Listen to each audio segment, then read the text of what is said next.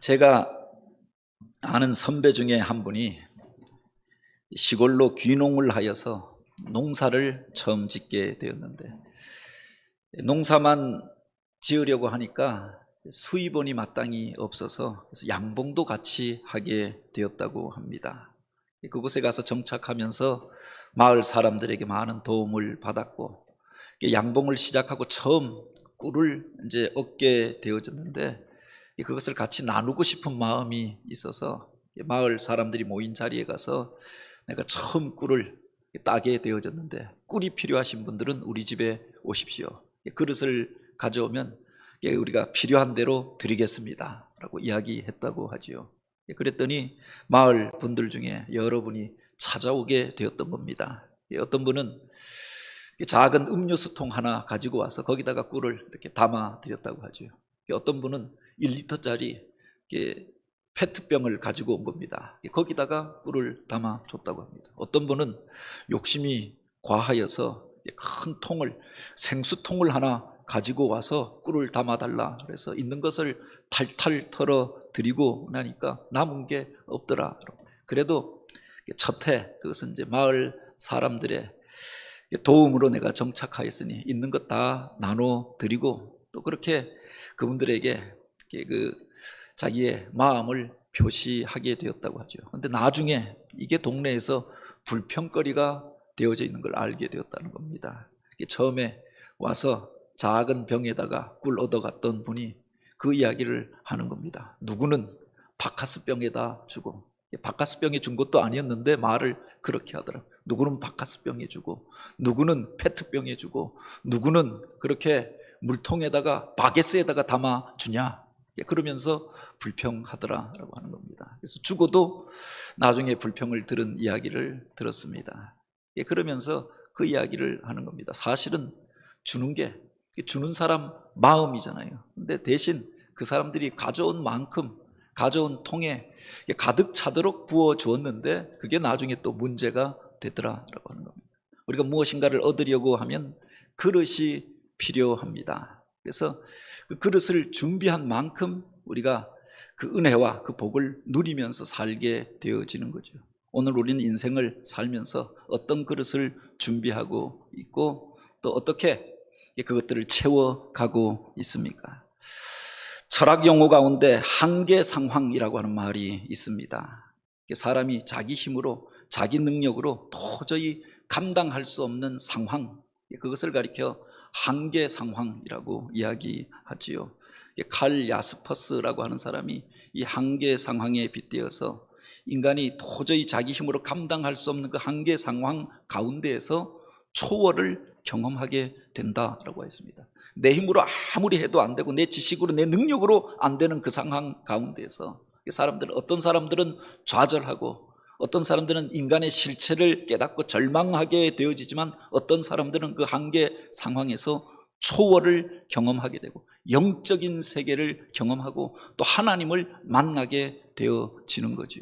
오늘 우리가 읽은 이 본문에 보면은 인생의 한계 상황 가운데에서 하나님의 사람을 찾아왔다가 문제의 해결함을 얻고 기적을 경험하게 된 한 여인의 이야기를 기록하고 있습니다. 여기에 보면은 바로 이 여인의 남편이 선지자의 생도였다라고 했습니다. 믿음을 가지고 이제 그 믿음대로 살고자 생업을 벌이고 선지자를 따라 나서서 말씀을 배우고 말씀대로 살고자 하였던 사람입니다. 그런데 그가 무슨 일이 있었는지 갑자기 죽게 되어졌던 겁니다. 그 아내의 입장에서는, 가족들 입장에서는 이게 얼마나 안타까운 상황입니까?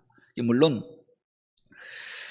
이 세상을 떠나가게 된 그 사람, 죽게 된 그것을 우리가 저주라고는 말할 수 없습니다. 하나님께서 사랑하는 자를 먼저 부르실 수도 있는 거죠. 그런데 남겨진 사람들 가운데 안타까운 상황과 또 문제들이 발생하게 되어졌던 것 아닙니까? 남편이 신학을 한다고 생업을 벌이고 떠나가면서 생계를 그 아내가 책임지게 되어졌습니다. 그 과정 속에서 빚을 얻게 되었는데 이것을 감당할 수가 없어서 남편은 죽어버리고 도움을 얻을 상황, 사람도 없었다라고 하는 겁니다. 점점 빚이 쌓여가면서 이제 채권자가 찾아와서, 빚쟁이가 찾아와서 빚을 갚으라고 이야기하는 겁니다. 그 빚을 갚을 수 없으면 그 두 아들을 이제 내 종으로 내어 놓으라까지 협박을 하고 돌아갔던 겁니다. 도저히 빚을 갚을 수 없는 상황, 문제를 해결할 수 없는 상황 가운데 그 문제를 가지고 하나님의 사람, 하나님의 그 사역을 감당하던 선지자 엘리사를 찾아와 하소연을 하게 되어졌던 거지요. 그에게 바로 엘리사가 질문하였던 것이 있습니다. 내가 너를 위하여 어떻게 하랴? 내 집에 무엇이 있는지 내게 말하라. 내 집에 남겨진 것에 대하여 질문합니다. 그때 그 여인이 돌아보면서 그렇게 이야기합니다. 기름 한 그릇 외에는 아무것도 없나이다. 모든 것 다 팔고 다 빼앗기고 이제 빚져서 살 도리가 없고 집에 값어치 나가는 것이라고 하면은 기름 한 병, 기름 한 그릇밖에 없습니다. 그렇게 대답하였던 거지요. 그를 향하여 엘리사가 주었던 말이 이제 너는 밖으로 나가서 이웃에게 그릇을 빌리라. 그리고 그릇을 빌리되 빈 그릇을 빌리고 조금 빌리지 말고 많이 빌리라. 그렇게 이야기합니다. 그래서 이해가 되어지지 않는 말이지만 나가서 그릇을 빌려왔던 것 아닙니까? 그리고 집에 들어가 문을 닫고 이제 그 빈 그릇에 그 기름을 부으라라고 이야기하였던 거죠. 그 말대로 그대로 순종하였더니 이제 기름이 쏟아져 내리는데 그치지 않고 그 빈 그릇이 가득 채워진 연후에야 그 기름이 그쳐졌다. 놀라운 기적을 체험하고 문제를 해결하고 빚을 갚고 남는 것으로 그렇게 그 기근의 때를, 불황의 시기를 견디고 지나게 되었던 이야기입니다. 놀라운 기적의 사건이 아닙니다. 어떻게 이 기적이 일어나게 되어졌느냐? 그가 처음 선지자를 찾아오게 된 상황은 한계 상황이었습니다. 도저히 살 방법이 없고 살 도리가 없다라고 하는 상황이었습니다. 빚쟁이들에게 몰리고 두 아들도 빼앗길 상황 가운데 있었던 겁니다. 그런데 그 문제가 해결되어졌을 뿐만 아니라 빚을 갚고 이제 그가 필요한 것들을 얻고 하늘의 놀라운 기적을 체험하게 된 이야기를 기록하고 있는 겁니다. 어떻게 그가 그 하늘의 기적을 체험하게 되어졌는가? 어떻게 그 문제를 해결하고 그 풍성함을 누리는 삶을 살게 되었는가라고 하는 겁니다. 오늘 본문을 통해서 우리가 주목하여 볼 말이 엘리사가 그를 향하여 이렇게 질문하지요. 내 집에 무엇이 있는지 내게 말하라. 그 여인은 이제 남겨진 것이 아무것도 없다고 생각하였습니다. 이제 죽을 일밖에 없다. 돈도 없고 또 먹을 것도 없고 또 이 문제를 해결할 능력도 자기 안에 없는 것들을 발견하고 절망하였던 것 아닙니까? 그래서 자기 인생을 포기하고 또 생명을 끊는 사람들이 얼마나 많이 있습니까? 요사이 경제적인 어려움으로 인하여서 그렇게 낙심하고 또 절망하고 자기 생명을 끊는 그런 뉴스들을 보게 되어집니다. 나에게 남겨진 것이 아무것도 없다. 이 문제를 해결할 방도가 없다라고 생각하니 이런 절망적인 선택을 하게 되어지는 것 아닙니까? 그런데 이 여인이 다른 사람들과 달랐던 것은 그때 하나님의 사람을 의지하고 하나님 앞에 이 문제를 가지고 왔던 거지요. 그에게 주었던 말이 바로 이것이었던 거예요. 내게 남겨진 것이 무엇이냐? 바로 엘리사가 질문하였던 것 아닙니까? 아무것도 없다고 생각했습니다. 남은 것이 없고 살도리가 없고 나에게는 일어설 방도가 없다라고 생각했는데 너에게 남겨져 있는 것이 무엇이냐라고 질문하였던 것. 그것이 기적의 도구가 되어졌던 것들을 보게 됩니다. 하나님께서 새 일들을 행하실 때 그냥 하늘에서 우레와 번개를 쳐서 무엇을 만들고 세우고 행하시는 것이 아니라 이미 우리들에게 그 기적을 만들 수 있는 도구들을 다 주시지 않았습니까? 다 없어져 버렸다라고 생각해요. 남겨져 있는 것이 있잖아요. 재산을 잃어버렸다고 절망하는 이들이 있습니다. 그런데 우리들 가운데 남겨져 있는 것들이 집 한 채가 남겨져 있고, 아니 그 집을 잃어버려도 사랑하는 가족들이, 그렇게 마음을 같이 하는 사랑하는 형제들이 있잖아요. 아니 다 잊어버렸다라고 할지라도 내 몸뚱아리 하나는 남겨져 있고 건강이 나에게 남겨져 있는 것 아닙니까? 아니 생명이 우리들 가운데 남겨져 있다라고 하면 오늘 우리가 다시금 일어날 수 있는 힘이 있는 거죠. 모든 것을 다 잃어버렸다라고 생각하고 낙심하고 절망하는 이들이 있습니다. 그를 향하여서 우리 주님께서 바로 이렇게 질문하시는 겁니다. 내 집에 무엇이 있는지 내게 말하라. 너에게 남겨진 것이 있지 않느냐 질문하셨던 거지요.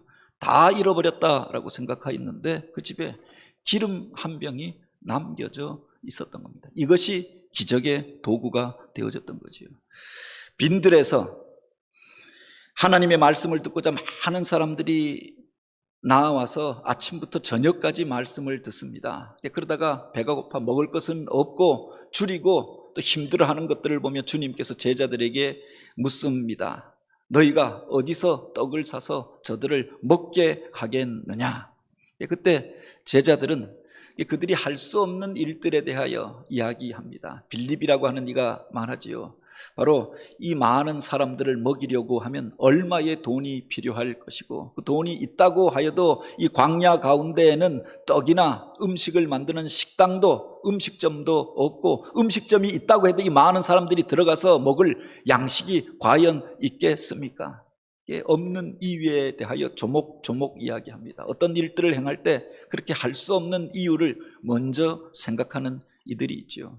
어찌 보면 합리적인 대답처럼 보여집니다. 결국은 할 수 없다라고 하는 거죠. 그런데 그 와중에 사람들 안에 나아가서 너희가 무엇을 가지고 있느냐 주님께서 질문하심에 대하여 응답하면서 바로 그 많은 무리들 안에 그들이 가지고 있는 것을 가지고 나왔던 사람이 있잖아요. 어린아이가 가지고 왔던 바로 작은 도시락 하나, 물고기 2마리, 떡 5개, 그것을 가지고 주님 앞에 나왔던 제자가 있었습니다. 안드레라고 하는 이가 그것을 가지고 주님 앞에 내어놓잖아요. 주님께서 이것을 보시고 기뻐하시고 하늘을 향하여 감사하시고 축사하셨더니 놀라운 기적이 일어나게 됩니다. 그곳에 있던 장정만 5,000명이 넘는 사람들이 먹고 12광주리가 남게 되었다. 너희에게 가지고 있는 것이 무엇이냐라고 질문하시잖아요. 아무것도 없다고 생각하면 아무 사건도 일어날 수가 없고 굶주리고 그냥 흩어질 수밖에 없는 상황이었습니다. 그런데 그들 가운데 남겨진 그것을 가지고 주님 앞에 나올 때 이것이 기적의 도구가 되어지고 하늘의 풍성함을 누리는 통로가 되어졌던 거죠. 주님께서 모세를 부르시고 애굽에서 고통당하는 그 많은 사람들을 구원하여 내라라고 사명을 맡기십니다. 그가 그 말씀 앞에 자기가 할 수 없는 상황에 대하여 이야기합니다. 내가 나이가 많고 또한 말도 어눌하여 졌고 애굽에 돌아가도 아는 사람도 없고 그런 권세도 능력도 없습니다. 할 수 없음에 대하여 이야기하고 아무것도 남겨지지 않는 자기의 상황에 대하여 이야기합니다. 주님께서 그에게 이 말씀을 하시잖아요. 내 손에 든 것이 무엇이냐? 이 질문으로 그에게 주어졌지만 그에게 남겨진 것을 돌아보라라고 하는 말씀이 아닙니다.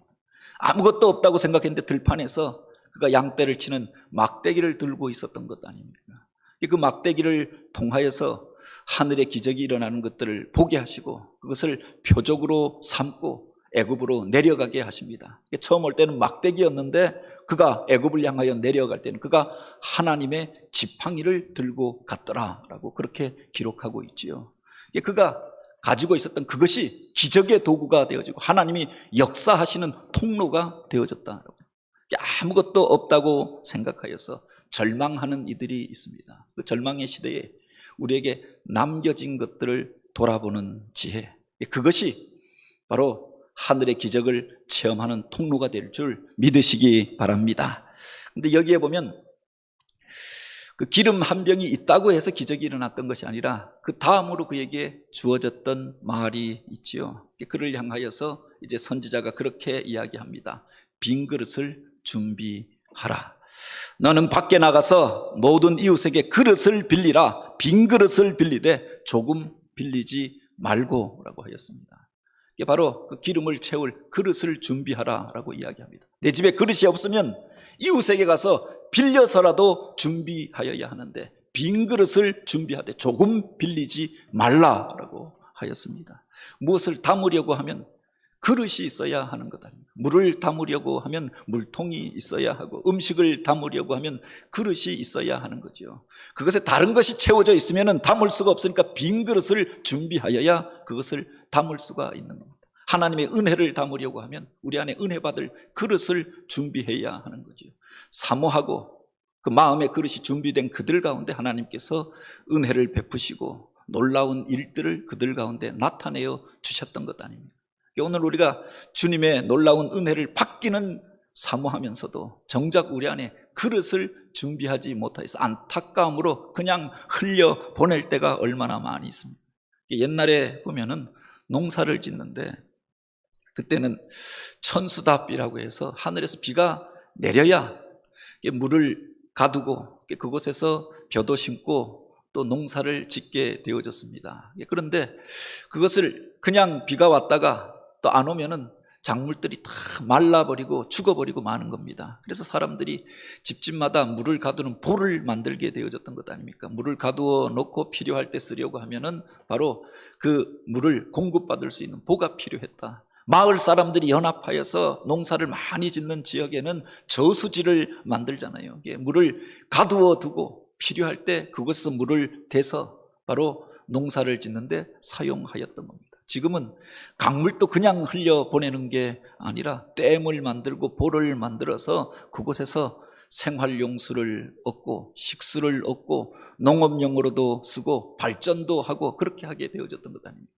하늘에서 은혜의 단비가 내려와도 그냥 흘려보내면 나와 상관없는 것으로 지나가 버리고 맙니다. 그런데 이와 같이 보를 만들어 놓고 저수지를 만들어 놓고 댐을 만들어 놓고 나니까 이제 오늘 우리가 필요한 때 그것을 가져다 내 것으로 쓰게 되어졌다라고. 하나님께서 우리에게 은혜를 부어주실 때 은혜 받을 그릇을 준비해야 그것을 우리가 누릴 수가 있는 거죠. 전에 제가 사역하던 교회에서 매년마다 몽골로 선교를 갔습니다. 처음에 중국으로 한 2, 3년 선교를 가다가 이제 그 교회에 장로님이 새로 오시게 되었는데 이 장로님이 서울에서 큰 교회에서 심우하시다가 현역에서 퇴임하시고 한 10년 동안 몽골에 가서 그곳에서 교회를 4개나 개척하시고 그래서 70이 넘으셔서 이제 몸이 약하여지셔서 귀국하게 되셨는데 이제 강원도에 와서 그곳에서 노후를 보내시게 된 겁니다. 교회에 오셔서 그 이야기를 듣고 우리가 그 개척했던 교회들 매년마다 가서 도우러 가자. 그래서 단기 선교가 시작되어졌지요. 여름철에 가서 여름 성경학교를 하고 마을 잔치를 열고 울란바토르에도 교회가 하나 있었고 북쪽에 러시아로 가는 그 국경 마을 투시크라고 하는 곳에 교회가 세워져 있었는데 원래 교회가 잘 세워져 있고 그 장로님이 사역할 때 교회당도 짓고 하였는데 사역자가 없으니까 잠시 비어 있을 때 그 동네 사람들이 교회당 나무로 지었던 것들을 다 뜯어가 버려가지고 터만 남겨져 있는 겁니다. 그 옆에 이제 집에서 바로 한 사람을 세워서 예배를 드리고 있는데 그 가정집이 뭐 좁으니까 그저 한 10명, 또 많으면 20명 들어가서 예배하는 겁니다. 그렇게 옛날에 많이 모이던 교회가 예배당이 없어지면서 그만큼 정도 남은 겁니다. 그래서 마을 잔치를 하고 또 성경학교를 열었는데 처음 날에는 그 교인들의 자녀들 뭐 20명, 30명 왔습니다. 근데 오후가 되어지니 소문이 나서 한 50명, 70명 왔어요. 근데 그 다음날 아침에 보니까 100명이 넘게 아이들이 온 겁니다. 오후가 되어지니까 150명, 셋째 날이 되어지니까 200명이 넘는 아이들이 그 마을에 집이 200채가 안 되는데 200명이 넘는 아이들이 모여서 산 넘어서 말 타고 성경학교 참여하려고 왔던 겁니다. 그래서 아이들이 행복해하고 하나님 말씀 듣고 그렇게 은혜 받는 모습을 보면서 그런 안타까움이 있었습니다. 우리가 돌아가고 나면은 이 아이들이 다시금 흩어져 버릴 텐데 예배당이라고 하면은 그 가정집 하나가 남겨져 있어서 그곳에서 20명이 다 들어가지 못하는데 또 사역자도 없으니까 무슨 주일학교라고 하는 게 유지가 불가능하였던 겁니다. 1년에 한두 번 이렇게 팀이 와서 성경학교를 열면 와서 말씀 듣고 또 그래서 예수에 대해서 알고 기도하는데 또 가버리고 나면은 아이들이 그냥 일상 속으로 원래의 자리로 돌아가 버렸던 겁니다. 그래서 이곳에 제대로 된 교회가 세워져야겠다, 그런 마음과 그런 소원이 있었습니다. 그래서 교회 와서도 간증하면서 그렇게 선포하고 이야기하였던 적도 있지요. 그리고 그 다음 해도 또 선교를 가고 그 다음 해도 또 선교를 가고 1년마다 가서 하는데 차마 교회 안에 아직 빚이 남겨져 있고 교회 안에서도 지역에서 해야 할 일들이 있는데 그곳에 교회를 세우자고까지는 말하지 못하였던 겁니다. 그리고 제가 이곳으로 왔는데 후임자가 그곳에 부임하고 1년 만에 그 몽골 땅에 투시크라고 하는 곳에 교회를 건축했다라고 하는 이야기를 들었습니다. 불가능한 상황이다라고 생각했는데 교인들을 도전했을 뿐만 아니라 여러 교회가 연합하여서, 서울에 있었던 교회들 또 그 같은 지방에 있는 교회들 우리가 함께 마음을 합하여서 한번 해보자, 여러 교회가 참여해서 헌금해서 교회를 짓게 되어지는데 그 교회 장로님 중에 한 분은 한 달을 아예 사역을 내려놓고 몽골에 가서 직접 그 건축을 진두지휘하고, 남전도 회원들이 2주씩 휴가를 내서 가서 직접 건축에 참여하여서 뻔듯한 교회를 건축하였던 겁니다. 능력이 없다라고 생각했는데 빌려서라도 그 일들을 행하였던 겁니다. 그러고 나니까 그곳에 예배당이 한 150명 넘게 들어갈 수 있는 예배당이 세워지고 나니까 아이들이 매주마다 나와서 그곳에서 예배하고 찬양하고, 또 그러니까 아이들이 모이니까 사역자가 가게 되어지고 교회에서 사역자를 파송하게 되었던 겁니다. 없다고 생각했는데 사실은 돌아보면 우리 주변에 그만한 능력이 있었고 나한테 없어도 좋은 이웃들을 붙여주셨던 것, 함께하여서 일하니까 그 일을 감당할 수가 있었던 거지요. 그릇을 준비하고 나니까 1년에 한 번씩 왔다 가던 손님이었던 아이들이 그 교회의 일원이 되어지고 지체가 되어지고 말씀 안에서 자라게 되어졌다라고 합니다. 하나님의 은혜를 받으려고 하면은 바로 그것을 담을 그릇이 우리 가운데 있어야 하는 거죠. 우리가 비전을 품고 소원을 품고 이야기합니다. 그런데 그 소원을 이루기 위하여서는 그 소원의 그릇을 우리 안에 준비하여야 하는 것 아닙니까?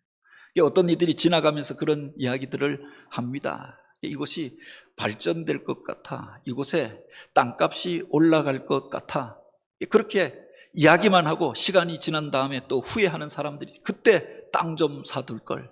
그런데 어떤 사람들은 이미 그곳에 빚을 내서라도 땅을 사놓은 사람들이 있더라라고 하는 겁니다. 지나간 이후에 후회하면서 끝나버리는 사람들이 있지만 오늘 우리가 그것이 소중한 일이라고 합니다. 중요한 일이라고 하는, 투자할 만한 가치가 있다고 하면 빌려서라도 그릇을 준비해야 하는 거죠. 그 사람들이 그 복을 누리고 그 풍성함을 누리게 되는 줄 믿으시기 바랍니다.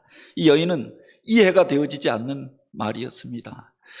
무슨 지금 남은 것이 기름 한 병밖에 없는데, 먹을 것도 없는데 무슨 그릇을 준비하여 놓으라라고 이야기하는 겁니다. 이해가 되어지지 않지만 순종하여서 그 동네를 다니며 집집마다 문을 두드리며 바로 그릇을 빌려달라고 이야기하였던 것 아닙니까? 사람들이 이렇게 저렇게 말하지 않겠습니까? 먹을 것도 없는 집이 뭣 하겠다고 그릇을 빌려가느냐. 어찌되었든 사정하고 또 그들을 설득하여서 그릇을 빌려옵니다. 그 빌려온 그릇만큼 하늘의 기적을 그가 체험하게 되었다라고 하는 거죠. 바로 여기에 보면은 그렇게 기록하고 있습니다. 여인이 물러가서 그의 두 아들과 함께 문을 닫은 후에 그들은 그릇을 그에게로 가져오고 그는 부었더니 그릇이 다 찬지라. 여인이 아들에게 이르되 또 그릇을 내게로 가져오라 하니 아들이 이르되 다른 그릇이 없나이다 하니 기름이 곧 그쳤더라 라고 하였습니다. 그릇이 다 찬지라 라고 하는 말이 나오고 기름이 곧 그쳤더라 라고 하는 말이 나옵니다.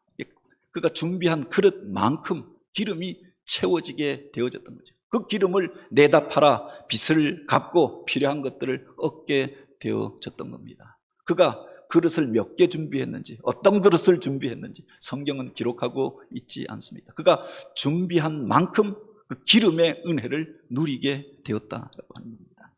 그 그릇이 다 가득 차게 되어졌을 때 기름이 곧 그쳤더라라고 했습니다. 그만큼 오늘 우리가 은혜를 받고 누리면서 사는 거지요. 오늘 우리가 준비한 그릇들은 얼마나 되어집니까? 그 크기가 얼마나 되어집니까? 바로 그가 준비한 만큼 하나님께서 그를 사용하게 되어 주실 것입니다. 내 인생의 그릇도 그러하고 은혜 받는 것도 그러하고 하나님의 일들을 감당하는 것도 마찬가지였다라고 하는 겁니다. 오늘 우리가 그냥 마음으로만 품는 것이 아니라 하나님께서 행하실 수 있도록, 역사하실 수 있도록 우리들 안에 그릇을 준비하는 게 필요하지 않습니까? 어떤 사람들은 바카스 한 병 가지고 와서 그만큼의 은혜를 받고 끝나는 경우도 있습니다. 어떤 사람들은 바케스 들고 와서 상대방에게 부담이 되어질지언정 그만큼의 은혜를 누리고 받고 누리게 되어지는 사람들도 있더라라고 합니다. 물론 우리가 한 가지 더 기억해야 할 것이 있습니다. 그릇만 준비한다고 끝이 아니라 그것이 빈 그릇에 부어질 때, 기름이 빈 그릇에 부어질 때 기적이 일어났다라고 합니다. 성경에서 기적이 일어나는 장면은 언제나 그렇게 일어납니다. 예수님께서 너희가 무엇을 가지고 있느냐라고 질문하십니다. 가지고 온 그 도시락을 향하여 축복하시고 나누어 주라고 할 때, 도저히 그 모든 것들이 이해가 되어지지 않지만 나누어 줄 때 기적이 일어나게 되어졌던 겁니다. 나 먹기도 바쁜데 나누어 줄 게 어디 있습니까? 그렇게 말하지 아니하고 주님의 말씀에 순종하여서 나누어 줄 때 기적이 일어나게 되잖아요. 5,000명이 먹고 12광주리가 남은지라라고 하였습니다. 그 잔치자리에서 포도주가 부족하여서 사람들이 아우성을 칩니다. 주님께서 빈 항아리에 물을 채우라라고 이야기합니다. 그 말에 순종하여서 그 하인들이 그 항아리에 물을 채웠다라고 했습니다. 이제는 그것을 사람들에게 나눠주라라고 이야기합니다. 나눠줄 때 물이 변하여서 포도주가 되어졌던 것 아닙니까? 이해가 되어지지 않지만 그대로 순종하고 행할 때 기적이 일어났다라고. 나를 위하여 사용할 때가 아니라 남을 위하여 그것을 사용하고 부어버릴 때 바로 그곳에서 놀라운 기적이 일어나고 그 풍성함을 그도 누리게 되어졌던 거지요. 여기에 보면 그 과부가 두 아들과 함께 문을 닫고 그 방에 들어가서 준비한 그릇에다가 기름을 붓는 장면을 한번 상상해 보시기 바랍니다.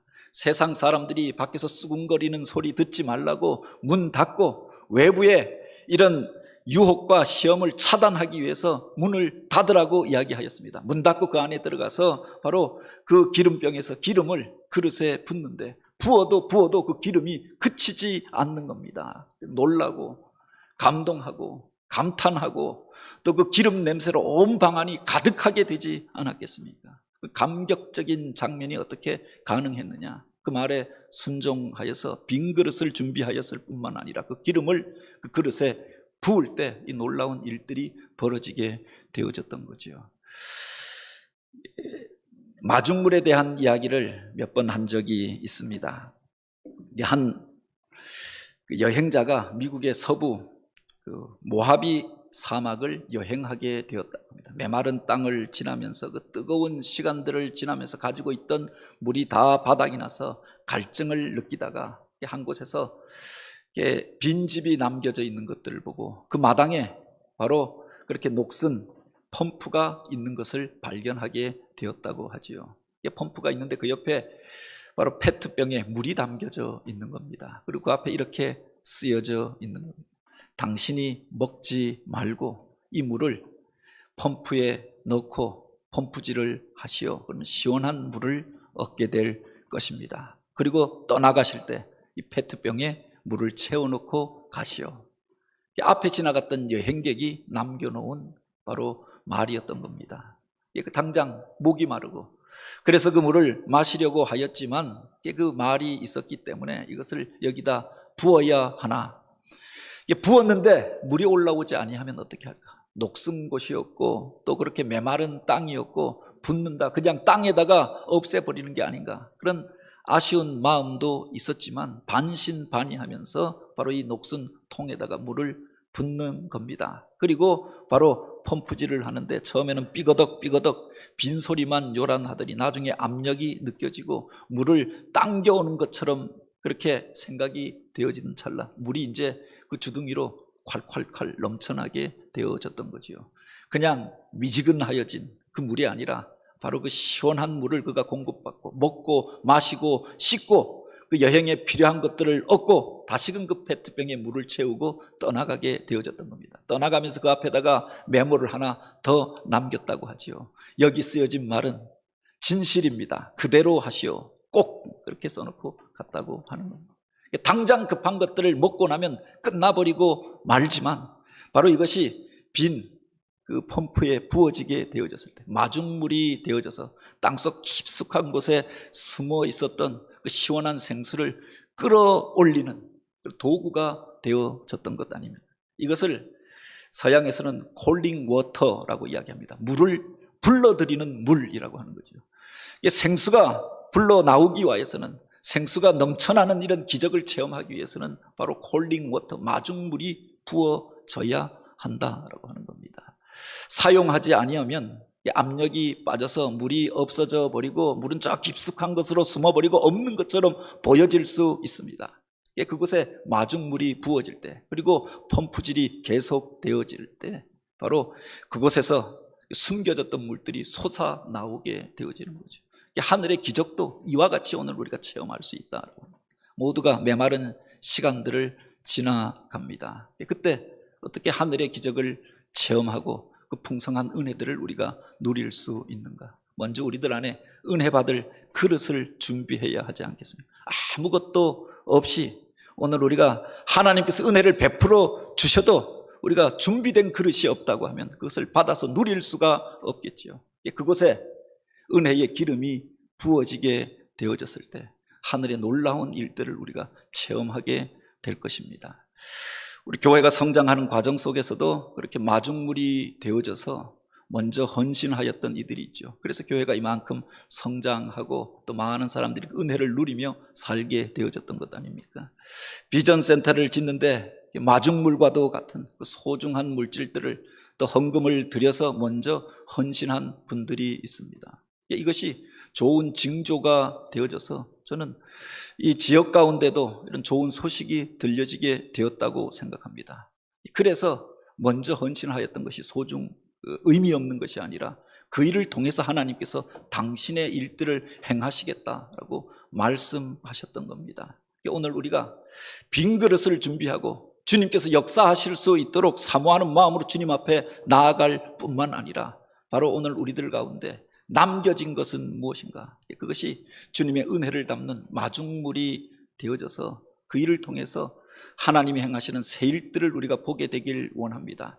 마중물이 그냥 땅에 부어지는 것 같고 그렇게 메마른 땅에 쏟아 부어져서 없어지는 것처럼 보여지지만 그것이 저 깊숙한 곳에 숨어 있었던 하나님의 은혜를 끌어당기는 도구가 되어지고 하늘의 기적을 체험하는 통로가 되어질 것입니다.